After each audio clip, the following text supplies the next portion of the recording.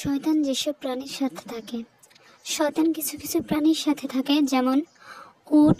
নবীজি সাল্লাল্লাহু আলাইহি ওয়াসাল্লাম বলেছেন, নিশ্চয়ই উটদের সৃষ্টি করা হয়েছে শয়তান থেকে, আর প্রতিটি উটের পিছনে রয়েছে একটি শয়তান। এ কারণে নবীজি সাল্লাল্লাহু আলাইহি ওয়াসাল্লাম আমাদেরকে উটের চারণভূমিতে সালাত পড়তে নিষেধ করেছেন। মুসনাদ আহমদ ও সুনানে আবু দাউদে আছে, নবীজি সাল্লাল্লাহু আলাইহি ওয়াসাল্লাম বলেছেন, উটের চারণভূমিতে সালাত আদায় করো না, কারণ তারা শয়তান থেকে উদ্ভূত, বরং ভেড়ার মাঠে সালাত আদায় করো, কারণ তারা বরকতময়। সুনান ইবনে মাজাতে সহিহ ইসনাদে বর্ণিত আছে, উটের খোয়ারে সালাত পড়ো না, কেননা তা শয়তান থেকে সৃষ্ট। যারা দাবি করে যে উটের জায়গায় সালাত আদায় নিষিদ্ধ হওয়ার কারণ হলো তাদের মলমূত্র নাপাক, তাদের দাবি এই হাদিসের মাধ্যমে খণ্ডিত হয়। যে সকল পশুর মাংস খাওয়া হালাল, তাদের মলমূত্র নাপাক নয়। শয়তানের কদর্যতা, শয়তান অত্যন্ত কুৎসিত, এমন হওয়াটাই স্বাভাবিক। জাহান্নামের জাক্কুম গাছের ডালকে আল্লাহ শয়তানের মাথার সাথে তুলনা করেছেন। জান্নাতের নিয়ামতের বর্ণনা দেওয়ার পর আল্লাহ বলেন, আপ্যায়নের জন্য এগুলো উত্তম না জাক্কুম বৃক্ষ, নিশ্চয়ই আমি তাকে জালিমদের জন্য করে দিয়েছি পরীক্ষা। নিশ্চয়ই এই গাছটি জাহান্নামের তলদেশ থেকে বের হয়, এর ফল যেন শয়তানের মাথা। সূরা আস-সাফফাত আয়াত ৬২ থেকে ৬৫। মধ্যযুগের খ্রিস্টানরা শয়তানের ছবি আঁকত, চোখা দাড়ি, উঁচু ভ্রু, আগুন নির্গমনকারী মুখ, শিং, খুর ও লেজওয়ালা একজন কালো মানুষ হিসেবে। শয়তানের দুটি শিং আছে। সহিহ মুসলিম ইবনু উমর রাদিয়াল্লাহু তাআলা থেকে বর্ণিত আছে, রাসূল সাল্লাল্লাহু আলাইহি ওয়াসাল্লাম বলেছেন, সূর্যোদয় ও সূর্যাস্তের সময় সালাত আদায় করো না, নিশ্চয়ই এটি উদিত ও অস্তমিত হয় শয়তানের দুই শিংয়ের মাঝ দিয়ে। সহিহ আল বুখারী ও সহিহ মুসলিমে আরও বর্ণিত আছে, রাসূলুল্লাহ সাল্লাল্লাহু আলাইহি ওয়াসাল্লাম বলেছেন, যখন সূর্যের এক কিনারা উদিত হবে, তখন তা পরিষ্কারভাবে উদিত না হওয়া পর্যন্ত তোমরা সালাত আদায় বন্ধ রাখো। আবার যখন সূর্যের এক কিনারা অস্ত যাবে, তখন তা সম্পূর্ণ অস্ত না যাওয়া পর্যন্ত তোমরা সালাত আদায় বন্ধ রাখো। এমন নির্দেশের কারণ হলো, মুশরিকদের একটি শ্রেণী সূর্যোদয় ও সূর্যাস্তের সময় একে সিজদা করে। এ সময় শয়তান সেই দিকে নিজেকে অধিষ্ঠিত করে, যাতে তারা সিজদা করছে তাদের সিজদা তার দিকেই হয়। নবীজি সাল্লাল্লাহু আলাইহি ওয়াসাল্লাম আমাদের সে সময় সালাত পড়তে নিষেধ করেছেন, তবে সে সময় বিশেষ কোনো কারণে থাকলে সালাত পড়া জায়েজ, যেমন মসজিদে প্রবেশ করার পর দুখুলুল মসজিদ, তবে কোনো কারণ ছাড়া এ সময় নফল নামাজ পড়া জায়েজ নেই। নবীজি সাল্লাল্লাহু আলাইহি ওয়াসাল্লাম এর কথার অর্থ হলো, ইচ্ছাকৃতভাবে এই সময়গুলোতে সালাতের জন্য নির্ধারিত করা যাবে না। শয়তানের শিংয়ের ব্যাপারে অন্যান্য হাদিসের মধ্যে রয়েছে সহিহ আল বুখারীতে বর্ণিত এই হাদিস। ইবনে উমর রাদিয়াল্লাহু আনহু বর্ণনা করেন যে, তিনি নবীজি সাল্লাল্লাহু আলাইহি ওয়াসাল্লামকে পূর্ব দিকে আঙ্গুল ইশারা করে বলতে দেখেছেন, এই যে নিশ্চয়ই ফিতনা, সেখানে নিশ্চয়ই এই দিক থেকে ফিতনা আসবে যেখানে শয়তানের শিং উদিত হয়। শেষের কথাটির দ্বারা পূর্ব দিক বোঝানো হয়েছে জিনদের শক্তি সামর্থ্য। আল্লাহ জিনদের এমন শক্তি সামর্থ্য দিয়েছেন যা মানব জাতিকে দেননি। এর কিছু কিছুর ব্যাপারে আল্লাহ আমাদের জানিয়েছেন, যেমন অত্যন্ত দ্রুত গতিতে চলাচল করা। সুলাইমান আলাইহিস সালামের দরবারে শয়তান জিনদের মধ্য থেকে এক আফরিদ জিন বলেছিল যে, একজন মানুষ বসা থেকে উঠতে যে সময় লাগে তার আগেই শেষ সাবার রানীর সিংহাসন জেরুজালেমে নিয়ে আসতে পারবে।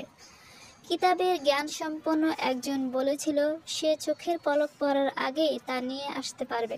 কুরআনের এই আয়াতগুলোতে সেই বর্ণনা রয়েছে। এক শক্তিশালী জিন বলল, আপনি আপনার স্থান থেকে ওঠার পূর্বেই আমি তা এনে দিব। আমি নিশ্চয়ই এই ব্যাপারে শক্তিমান বিশ্বস্ত। যার কাছে কিতাবের এক বিশেষ জ্ঞান ছিল, সে বলল, আমি চোখের পড়ার পূর্বেই তা আপনার কাছে নিয়ে আসব। অতঃপর যখন সুলাইমান তা তার সামনে স্থির দেখতে পেল, তখন বলল, এটি আমার রবের অনুগ্রহ। সূরা আন-নামল আয়াত ৩৯-৪০। আসমানিক বিষয়াদির জ্ঞানে তারা মানুষের চেয়ে অগ্রবর্তী। জিনেরা প্রথম আসমানে গিয়ে আসমানবাসীদের কথায় আরই পেতে জানার চেষ্টা করত ভবিষ্যতে কি হবে। আর তাই নবীজি সাল্লাল্লাহু আলাইহি ওয়াসাল্লাম এর উপর ওহী নাজিল হওয়া শুরু হলে আসমানে পাহারাদারদের সংখ্যা বাড়ানো হয়। আল্লাহ কুরআনে বলেন, আর কুরআন শ্রবণকারী জিন বলেছিল, নিশ্চয়ই আমরা আকাশ স্পর্শ করতে চেয়েছিলাম, কিন্তু আমরা সেটাকে পেলাম যে তা কঠোর প্রহরী ও উল্কাপিণ্ড দ্বারা পরিপূর্ণ। আর আমরা তো সংবাদ শোনার জন্য আকাশের বিভিন্ন ঘাটিতে বসতাম, কিন্তু এখন তা যে শুনতে চাইবে সে তার জন্য প্রস্তুত জ্বলন্ত উল্কাপিণ্ড পাবে। নবীজি সাল্লাল্লাহু আলাইহি ওয়াসাল্লাম নিজেই বর্ণনা করেছেন জিনেরা কিভাবে আসমান থেকে সংবাদ চুরি করার চেষ্টা করত। আবু হুরায়রা রাদিয়াল্লাহু তাআলা থেকে বর্ণিত, রাসূলুল্লাহ সাল্লাল্লাহু আলাইহি ওয়াসাল্লাম বলেন, আল্লাহ যখন আসমানে কোনো বিষয় নির্ধারণ করেন, ফেরেশতাগণ তখন আনুগত্যের কারণে তাদের ডানা ঝাপটাতে থাকেন। ফলে তা থেকে মসৃণ পাথরের উপর শিকলের আঘাতের আওয়াজের অনুরূপ আওয়াজ হতে থাকে।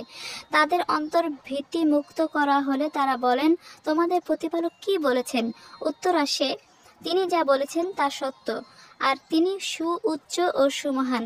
যারা আরিফিতে থাকে তারা তা শোনে।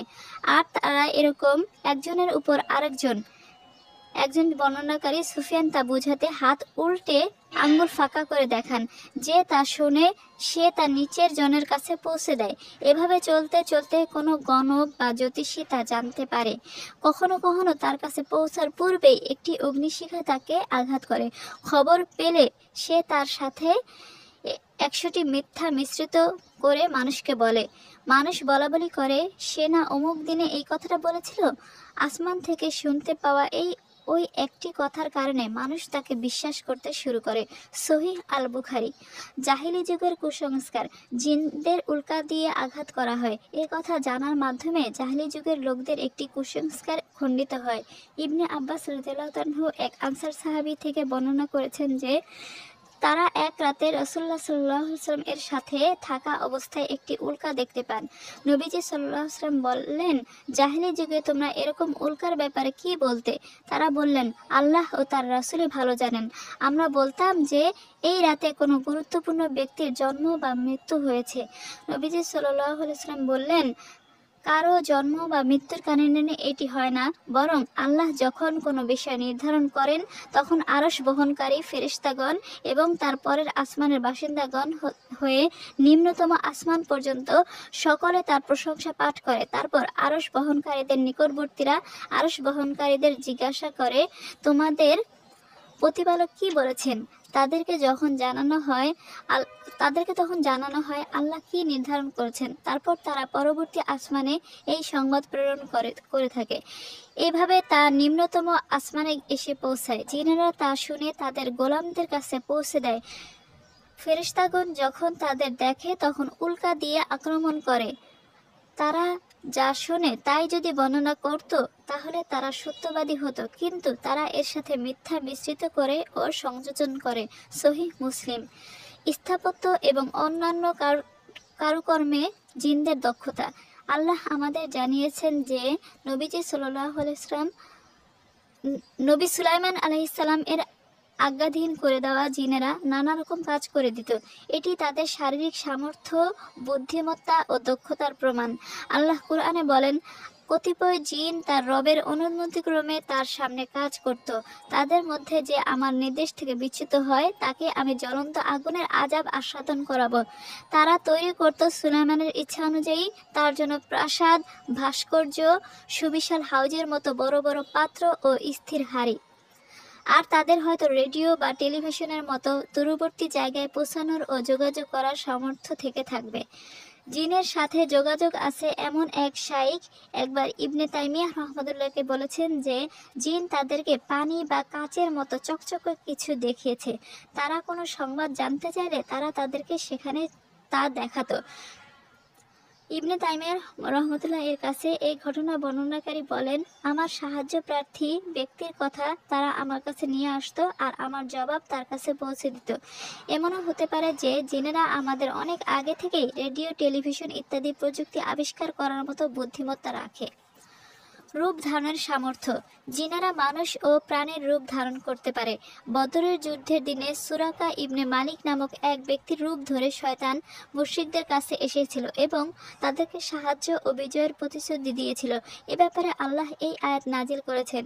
আর যখন শয়তান তাদের জন্য তাদের আমলসমূহ সুশোভিত করল এবং বলল, আজ মানুষের মধ্যে থেকে তোমাদের উপর কোনো বিজয়ী নেই এবং নিশ্চয় আমি তোমাদের পাশে অবস্থানকারী। সূরা আল আনফাল আয়াত 48। কিন্তু যখন দুই দল সৈন্য মুখোমুখি হলো এবং শয়তান দেখলো ফেরেশতা নাজিল হচ্ছে, তখন সে পালিয়ে গেল। কোরআনে আছে, অতঃপর যখন দুই দল একে অপরকে দেখলো তখন সে পিছু হটলো এবং বলল, নিশ্চয় আমি তোমাদের থেকে মুক্ত, নিশ্চয় আমি এমন কিছু দেখেছি যা তোমরা দেখছো না।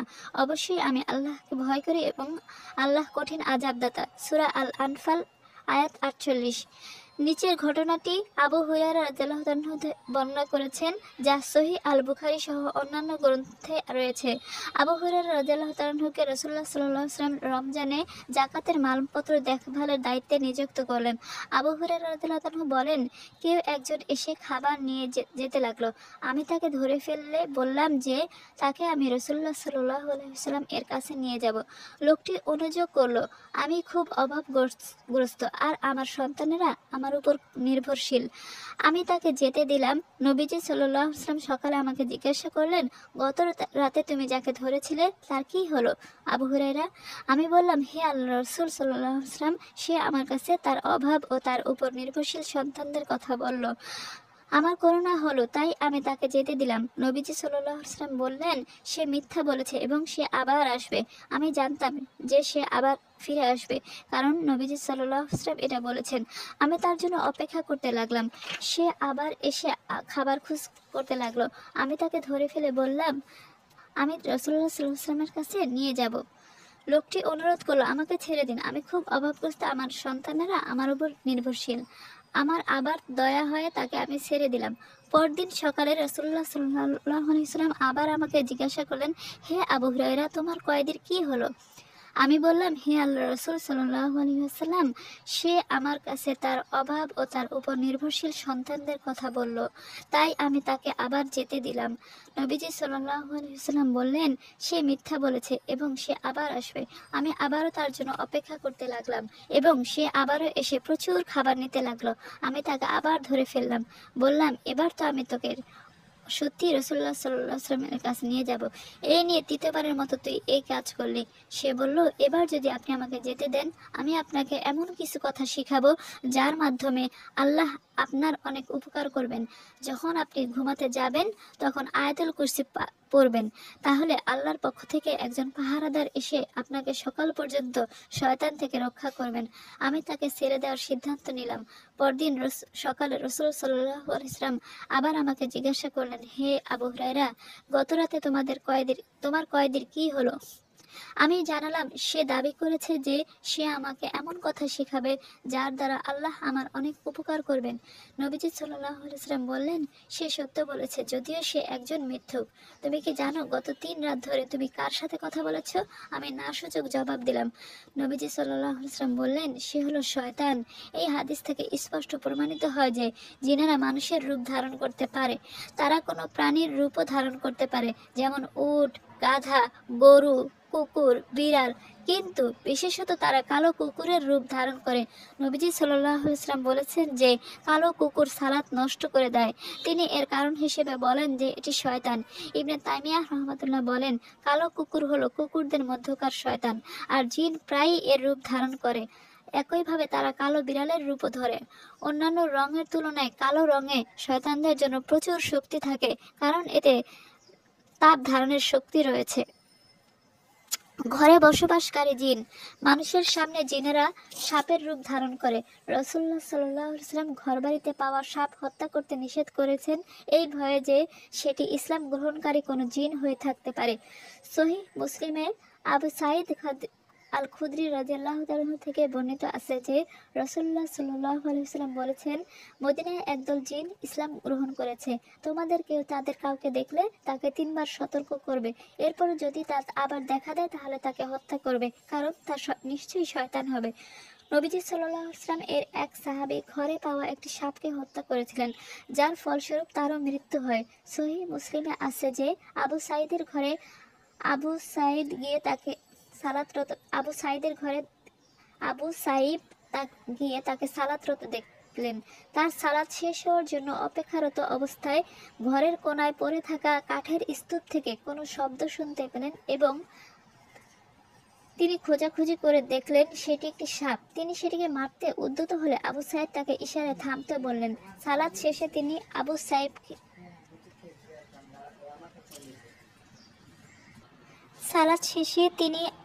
আবু সাঈদকে বলেন, ওই কক্ষটি দেখতে পাচ্ছেন? আবু সাঈদ বললেন, হ্যাঁ। আবু সাঈদ বললেন, সেখানে এক নববিবাহিত লোক বসবাস করতেন। আমরা রাসূলুল্লাহ সাল্লাল্লাহু আলাইহি ওয়াসাল্লাম এর সাথে খন্দকের যুদ্ধে গিয়েছিলাম। তিনি তার স্ত্রীর কাছে আসার অনুমতি চাইলেন। রাসূলুল্লাহ সাল্লাল্লাহু আলাইহি ওয়াসাল্লাম সাবধান করে দিয়ে বললেন অস্ত্র সাথে করে নিয়ে যেতে, কারণ তিনি বনু কুরাইজার পক্ষ থেকে আক্রমণের আশঙ্কা করছিলেন। লোকটি অস্ত্র সাথে নিয়ে যখন পরিবারের কাছে গেলেন তখন তার স্ত্রীকে দরজার সামনে দাঁড়ানো দেখলেন। এতে তার রাগ উঠল এবং তিনি বর্শা দিয়ে স্ত্রীকে আঘাত করতে উদ্যত হলেন। তার স্ত্রী বললেন বর্শার দূরে সরিয়ে রাখতে এবং ঘরের ভিতর এসে দেখতে কিসে তাকে বাইরে আসতে বাধ্য করেছে। তিনি ঘরের ভিতর গিয়ে বিছানার উপর বিশাল একটি সাপ দেখতে পেলেন। তিনি বর্শা দিয়ে একে বিদ্ধ করলেন। সেটি তুলে বাইরে ফেলার জন্য তিনি ঝুঁকলেন, কিন্তু তখনও দংশন করার মতো যথেষ্ট শক্তি সাপের শরীরে ছিল। কেউ জানে না সেই ঘটনায় কে আগে মারা গেছে, সাপটি নাকি লোকটি। আল্লাহ রাসূল সাল্লাল্লাহু আলাইহি ওয়াসাল্লাম এর কাছে মানুষ এই ঘটনাটি বর্ণনা করে অনুরোধ করলো আল্লাহর কাছে দোয়া করতে, যেন তিনি সেই লোকটির প্রাণ ফিরিয়ে দেন। রাসূলুল্লাহ সাল্লাল্লাহু আলাইহি ওয়াসাল্লাম বললেন, তোমাদের সাথীর জন্য ক্ষমা প্রার্থনা করো। মদিনায় একদল জিন ইসলাম গ্রহণ করেছে। তোমাদের কেউ যদি তাদের কাউকে সাপের রূপে দেখে তাহলে সে যেন 3 দিন ধরে তাকে সতর্ক করে। তারপর যদি সেটি দেখা যায় তাহলে সেটিকে হত্যা করতে হবে, কারণ সেক্ষেত্রে সেটি শয়তান। জরুরি জ্ঞাতব্য, প্রাণীর হত্যার ব্যাপারে এই নিষেধাজ্ঞা শুধু সাপের ক্ষেত্রে প্রযোজ্য, অন্য কোনো প্রাণীর ক্ষেত্রে নয়। এই বিধান সকল সাপের ক্ষেত্রে নয়, শুধু ঘরের ভেতর পাওয়া গেছে এমন সাপের ক্ষেত্রেই। ঘরের বাইরের সাপ মেরে ফেলতে সমস্যা নেই। কেউ যদি ঘরের ভিতর সাপ দেখে তাহলে একে সতর্ক করতে হবে তথা চলে যেতে বলতে হবে। যেমন, আমি আল্লাহর হস্তে তোমাকে অনুরোধ করছি এখান থেকে চলে যাও ও তোমার খারাপিকে আমার থেকে দূরে সরতে। তুমি যদি তা না করো তাহলে আমরা তোমাকে হত্যা করব। 3 দিন পর একে দেখতে পেলে একে হত্যা করতে হবে। 3 দিন পরে একে মেরে ফেলার কারণ হলো সতর্কতা, যাতে কেউ ভুলবশত কোনো মুসলিম জিনকে হত্যা না করে ফেলে। সে মুসলিম জিন হলে ঘর ছেড়ে চলে যাবে। সে যদি তা না করে তাহলে মৃত্যুই তার প্রাপ্য, কারণ এক্ষেত্রে সেটি হলো বিদ্রোহী কাফির জিন, যা ঘরের বাসিন্দাদের ক্ষতি করবে। একটি বিশেষ ধরনের সাপ আছে যাকে ঘরের ভেতর পেলেও চলে যাবার অনুরোধ না করে মেরে ফেলা জায়েজ। সহিহ আল বুখারীতে আবু লুবাবা রাদিয়াল্লাহু তাআলা থেকে বর্ণিত আছে, রাসূলুল্লাহ সাল্লাল্লাহু আলাইহি ওয়াসাল্লাম বলেছেন, জিনদের হত্যা করো না, শুধু পিঠে 2টি রেখাওয়ালা এবং লেজ কাটা জিনগুলো বাদে, কারণ এই জিনগুলো গর্ভপাত ও অন্ধত্বের কারণ হয়, তাই তাকে হত্যা করো। তাহলে কি সব সাপই জিন, নাকি তাদের মধ্যকার কিছু কিছু? নবীজি সাল্লাল্লাহু আলাইহি ওয়াসাল্লাম বলেছেন, সাপ হলো জিনের আকৃতির অনুরূপ প্রাণী, যেমনটা বানর ও শূকর হলো বনি ইসরায়েলের আকৃতির অনুরূপ। শয়তান মানুষের ধমনীতে রক্তের মতো প্রবাহিত হতে পারে। সহিহ আল বুখারী ও মুসলিমে বর্ণিত হয়েছে, রাসূলুল্লাহ সাল্লাল্লাহু আলাইহি ওয়াসাল্লাম বলেন, নিশ্চয়ই শয়তান মানুষের ভিতর দিয়ে সেভাবে চলাচল করে যেভাবে রক্ত প্রবাহিত হয়। সহিহাইনে আরও বর্ণিত আছে যে উম্মুল মুমিনিন সাফিয়া বিনতে হাইয়্যি রাদিয়াল্লাহু তাআলা আনহা বলেছেন, নবীজি সাল্লাল্লাহু আলাইহি ওয়াসাল্লাম মসজিদে ইতিকাফ করছিলেন। আমি রাতের বেলা তার লুঙ্গি তার কাছে দিয়ে আসতে গেলাম। আমরা কিছুক্ষণ কথাবার্তা বললাম, তারপর আমি উঠে যাওয়ার জন্য দাঁড়ালাম। তিনিও উঠে দাঁড়িয়ে আমাকে এগিয়ে দিতে লাগলেন। আমি উসামা ইবনে যায়েদ রাদিয়াল্লাহু তাআলা এর ঘরে থাকছিলাম। 2 জন আনসার আমাদের পাশ দিয়ে গেলেন। রাসূলুল্লাহ সাল্লাল্লাহু আলাইহি ওয়াসাল্লাম তাদের দেখতে পেয়ে দ্রুত তাদের কাছে গিয়ে বললেন, সে আমার স্ত্রী সাফিয়া বিনতে হাই। তারা বললেন, সুবহানাল্লাহ, আমরা বুঝি আপনাকে অনৈতিক ব্যাপারে সন্দেহ করব? নবী সাল্লাল্লাহু আলাইহি ওয়াসাল্লাম বললেন, শয়তান মানুষের মাঝে রক্ত প্রবাহের মতো চলাচল করে। আমি আশঙ্কা করছিলাম যে সে তোমাদের অন্তরে কুধারণা তৈরি করবে। জিনদের দুর্বলতা, অপারগতা। জিনেরা কিছু ব্যাপারে শক্তিশালী, আবার কিছু ব্যাপারে দুর্বল। আল্লাহ বলেন, নিশ্চয়ই শয়তানের চক্রান্ত দুর্বল। সূরা আন-নিসা আয়াত ৭৬। এরকম কিছু বিষয় আমরা উল্লেখ করেছি যা আল্লাহ ও তার রাসূল সাল্লাল্লাহু আলাইহি ওয়াসাল্লাম আমাদের জানিয়েছেন। আল্লাহর নেককার বান্দাদের উপর জিনদের কোনো ক্ষমতা নেই। মানুষকে জোর করে গুনাহ বা কুফরে লিপ্ত করার ক্ষমতা শয়তানকে দেওয়া হয়নি। আল্লাহ কোরআনে বলেন, নিশ্চয়ই আমার বান্দাদের উপর তার কোনো ক্ষমতা নেই। সূরা আল ইসরা আয়াত ৬৫। আর নিশ্চয়ই তাদের ব্যাপারে ইবলিস তার ধারণার সত্য প্রমাণ করল, ফলে মুমিনদের একটি দল ছাড়া সবাই তার অনুসরণ করল, আর তাদের উপর শয়তানের কোনো কর্তৃত্ব ছিল না। তবে কে আখিরাতের প্রতি ঈমান রাখে আর কে তাতে সন্দেহ পোষণ করে তা প্রকাশ করাই ছিল আমার উদ্দেশ্য। সূরা সাবা আয়াত ২০-২১। এর অর্থ হলো, দলিল, প্রমাণ বা শক্তি, ক্ষমতা কোনো দিক দিয়ে শয়তান তাদের উপর কোনো কর্তৃত্ব খাটাতে পারে না। শয়তান নিজেই তা স্বীকার করে, যা এই আয়াতে স্পষ্ট। সে বলল, হে আমার রব, যেহেতু আপনি আমাকে পথভ্রষ্ট করেছেন, তাই জমিনে আমি তাদের জন্য সুশোভিত করব। নিশ্চয়ই তাদের সকলকে পথভ্রষ্ট করব, তাদের মধ্য থেকে আপনার একান্ত বান্দাগণ ছাড়া। সূরা আল হিজর আয়াত ৩৯-৪০। তার কর্তৃত্ব কেবল সেসব মানুষ ও জিনের উপর খাটে যারা তার আদর্শের ব্যাপারে সন্তুষ্ট এবং তাকে অনুসরণ করতে ও মেনে চলতে আগ্রহী। আল্লাহ বলেছেন, নিশ্চয়ই আমার বান্দাদের উপর তোর কোনো ক্ষমতা নেই, তবে পথভ্রষ্টরা ছাড়া যারা তোকে অনুসরণ করেছে। সূরা আল হিজর আয়াত ৪২। দুনিয়ায় যারা শয়তানকে অনুসরণ করে ও পথভ্রষ্ট ও ধ্বংস হয়েছে, কিয়ামতের দিন শয়তান তাদেরকে বলবে, নিশ্চয়ই আল্লাহ তোমাদেরকে ওয়াদা দিয়েছিলেন সত্য ওয়াদা। তোমাদের উপর আমার কোনো আধিপত্য ছিল না, তবে আমিও তোমাদেরকে ওয়াদা দিয়েছিলাম, এখন আমি তা ভঙ্গ করলাম। তোমাদেরকে দাওয়াত দিয়েছি আর তোমরা আমার দাওয়াতে সাড়া দিয়েছ, সুতরাং তোমরা আমাকে ভৎসনা করো না, বরং নিজেদেরকেই ভৎসনা করো। আমি তোমাদের উদ্ধারকারী নই, আর তোমরাও আমার উদ্ধারকারী নও। সূরা ইব্রাহিম আয়াত ৪২।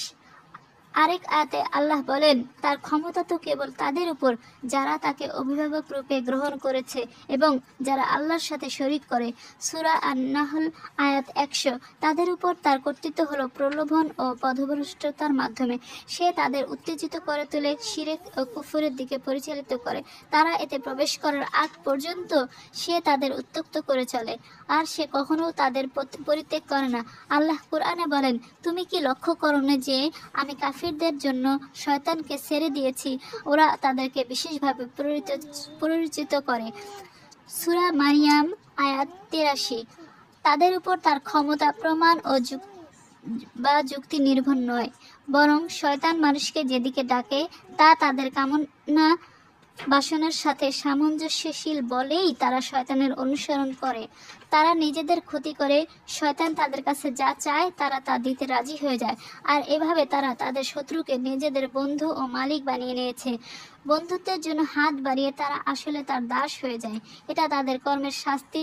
শয়তানকে মানা ও তা আল্লাহর সাথে শিরক করার মাধ্যমে বান্দা যতক্ষণ না নিজেই শয়তানের জন্য পথ করে দিচ্ছে, তার আগ পর্যন্ত বান্দার উপর শয়তানকে আল্লাহ কোনো ক্ষমতাই দেননি।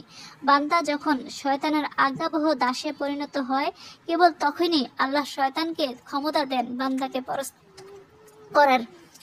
মুমিনের গুনার ফলে তার উপর শয়তানের কর্তৃত্ব লাভ। এক হাদিসে আছে, বিচারক যতক্ষণ কোনো অবিচার না করে ততক্ষণ আল্লাহ তার সাথে আছেন। সে যদি কোনো অবিচার করে তাহলে আল্লাহ তার থেকে দায়মুক্ত এবং তিনি শয়তানকে তার সঙ্গী বানিয়ে নেন। হাসান আল বাসরি রাদিয়াল্লাহু তাআলা থেকে আবুল ফারাজ ইবনে জাওজি রাহমাতুল্লাহ একটি অসাধারণ কাহিনী বর্ণনা করেছেন। কাহিনীটি বিশুদ্ধ হয়ে থাকলে এ থেকে বোঝা যায় যে আল্লাহর দ্বীনের প্রতি ইসলামের মাধ্যমে মানুষ কিভাবে শয়তানকে পরিচিত করতে পারে। আরও বোঝা যায় যে মানুষ পথভ্রষ্ট হলে শয়তান কিভাবে তার সুযোগ নেয়। হাসান বসরি রাহমাতুল্লাহ আলাইহি বর্ণনা করেন যে এক জায়গায় আল্লাহর বদলে একটি গাছের উপাসনা করা হতো। এক ব্যক্তি সেই গাছটি কেটে ফেলার সিদ্ধান্ত নিল। সে আল্লাহর ওয়াস্তে ক্রোধান্বিত হয়ে সেই গাছটি কাটতে যাচ্ছিল। যাওয়ার পথে শয়তান মানুষের রূপ ধরে তার কাছে এসে বলল, কোথায় চললে? ব্যক্তিটি বলল, আমি এই গাছটি কেটে ফেলতে যাচ্ছি, যাকে আল্লাহর বদলে উপাসনা করা হয়। শয়তান বলল, তুমি না হয় এই গাছের উপাসনা করো না, অন্যরা করলে তোমার ক্ষতি কি? লোকটি জবাব দিল, আমি তো কাটবই। শয়তান বলল, তুমি এর চেয়ে ভালো কিছু নিবে কি? তুমি যদি গাছটি না কাটো তাহলে প্রতিদিন তুমি তোমার বালিশের নিচে 2 দিনার করে পাবে। লোকটি বলল, আমি সেগুলো কিভাবে পাবো? শয়তান বলল, আমি দেব তোমাকে। লোকটি ফিরে গেল এবং পরদিন সকালে নিজের বালিশের নিচে 2 দিনার খুঁজে পেল। পরদিনও একইভাবে 2 দিনার পেল, কিন্তু তৃতীয় দিন সে কিছুই পেল না। সে রাগান্বিত হয়ে আবারও সেই গাছটি কাটতে চলল। প্রতিমধ্যে শয়তান আগের মতো একই রূপ ধারণ করে এসে বলল, কি করতে যাচ্ছ? লোকটি জবাব দিল, আমি ওই গাছটি কেটে ফেলতে যাচ্ছি, যাকে আল্লাহর বদলে উপাসনা করা হয়।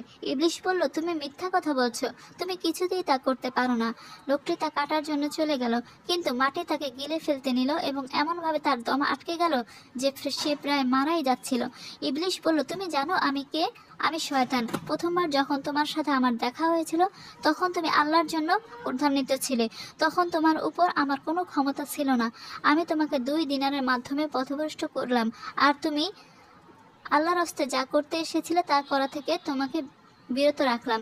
এখন তুমি 2টি পয়সার জন্য ক্রোধান্বিত হয়ে এসেছো, আর আমি তোমার উপর ক্ষমতা অর্জন করে ফেলেছি। আল্লাহ কুরআনে আমাদের আরেক ব্যক্তি সম্পর্কে জানিয়েছেন, যাকে আল্লাহর নিদর্শন দেখানো হয়েছিল এবং সে এ ব্যাপারে জ্ঞান রাখত, কিন্তু একসময় সে এই সব কিছু ত্যাগ করে। ফলে আল্লাহ শয়তানকে তার উপর কর্তৃত্ব দিয়ে দেন, যাতে সে তাকে পথভ্রষ্ট করতে পারে। পরবর্তী প্রজন্মগুলোর জন্য তার এই খারাপ পরিণতি শিক্ষণীয় দৃষ্টান্ত হয়ে থাকলো। আল্লাহ কুরআনে বলেন, আর তুমি তাদের উপর সেই ব্যক্তির সংবাদ পাঠ করো যাকে আমি আমার আয়াতসমূহ দিয়েছিলাম, অতঃপর সে তা থেকে বিচ্ছিন্ন হয়ে গিয়েছিল এবং শয়তান তার পিছনে লেগেছিল, ফলে সে বিপথগামীদের অন্তর্ভুক্ত হয়ে গিয়েছিল। আর আমি ইচ্ছা করলে উক্ত নিদর্শনাবলীর মাধ্যমে তাকে অবশ্যই উচ্চ মর্যাদা দিতাম, কিন্তু সে পৃথিবীর প্রতি ঝুঁকে পড়েছে এবং নিজ প্রবৃত্তির অনুসরণ করেছে। সুতরাং তার দৃষ্টান্ত হচ্ছে কুকুরের মতো, যদি তার উপর বোঝা চাপিয়ে দাও তাহলে সে জিহ্বা বের করে হাঁপাবে, অথবা যদি তাকে ছেড়ে দাও তাহলে সে জিহ্বা বের করে হাঁপাবে। এটি হচ্ছে সেই কওমের দৃষ্টান্ত যারা আমার আয়াতসমূহকে অস্বীকার করেছে। অতএব তুমি কাহিনী বর্ণনা করো যাতে তারা চিন্তা করে। সূরা আল আরাফ আয়াত 176। এই উপমা তাদের উপর প্রযোজ্য যারা জেনে শুনে সত্যকে অস্বীকার করে। যেমন ইহুদিরা জানতো যে মুহাম্মদ সাল্লাল্লাহু আলাইহি ওয়াসাল্লাম সত্যি আল্লাহর রাসূল, কিন্তু তবুও তারা তার প্রতি কুফরি করেছে। কুরআনে এতটুকুই আছে। কেউ বলে থাকেন এখানে বালাম ইবনে বাউরা নামক এক নেককার ব্যক্তির কথা বলা হচ্ছে, যে পরে কাফির হয়ে গিয়েছিল। কেউ বলেন এখানে উমাইয়া ইবনে আবু সালাতের কথা বলা হয়েছে, যে জাহেলি যুগে এক আল্লাহর উপাসনা করত। তার মনে আশা ছিল যে সে শেষ জমানার নবী হবে।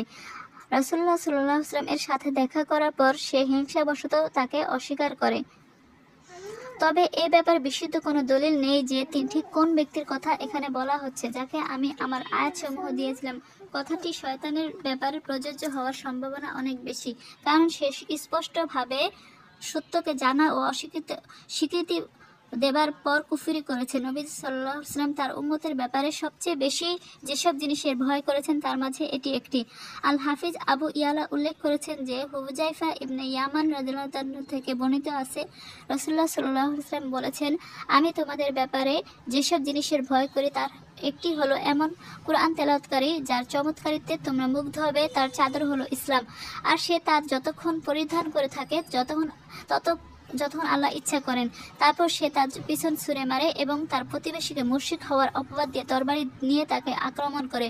হুজাইফা বলেন, হে আল্লাহ রাসূল, কাকে হত্যা করা উচিত, আক্রমণকারীকে নাকি আক্রান্তকে? রাসূলুল্লাহ সাল্লাল্লাহু আলাইহি ওয়াসাল্লাম বললেন, আক্রমণকারীকে।